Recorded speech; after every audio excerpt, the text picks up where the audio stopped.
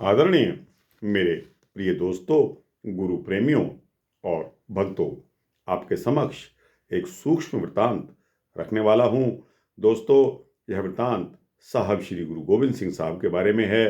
और दोस्तों, एक पंडित जी जिनका कि नाम शिवदत्त पंडित था और वह पटना साहिब के निवासी थे। दोस्तों, आपको पता है कि पटना बिहार की राजधानी है। वहाँ गंगा जी का भी साक्षात दर्शन है। दोस्तों, वहाँ गंगा के किनारे गुरु गोविंद सिंह साहब अपने साथियों बच्चों को लेकर, क्योंकि बचपन में वह खेला करते थे और धनुष बाण और इसी तरह के करतब गंगा तट पर जाकर गंगा की रेत में किया करते थे।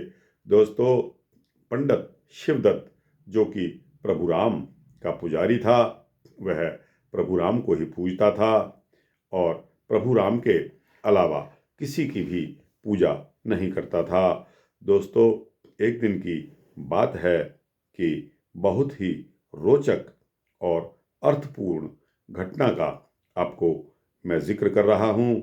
साहब गुरु गोविंद सिंह साहब ने उसी पंडित जी जो गंगा के किनारे आकर पूजा तपस्या किया करते थे, सुबह का टाइम होता था।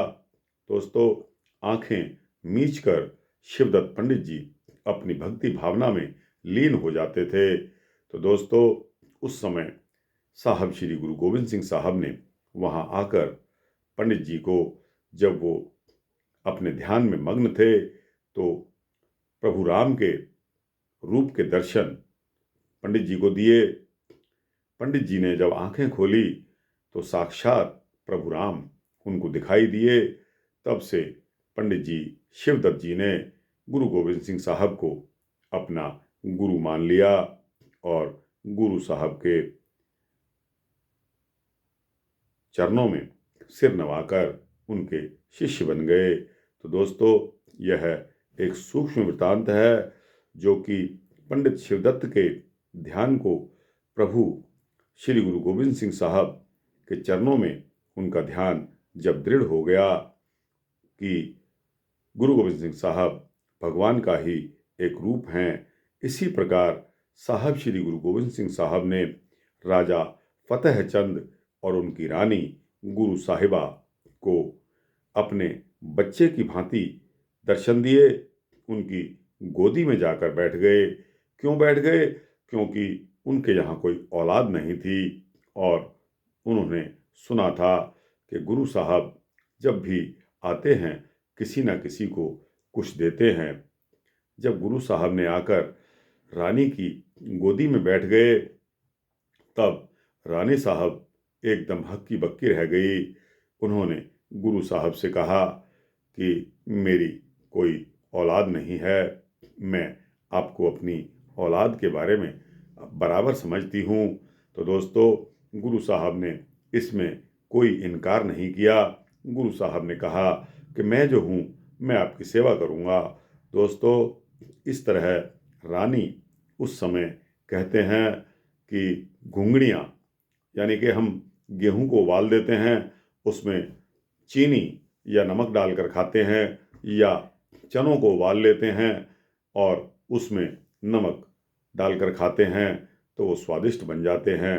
तो रानी ने गुरु साहब की इस प्रकार घुंगड़ियों द्वारा सेवा की।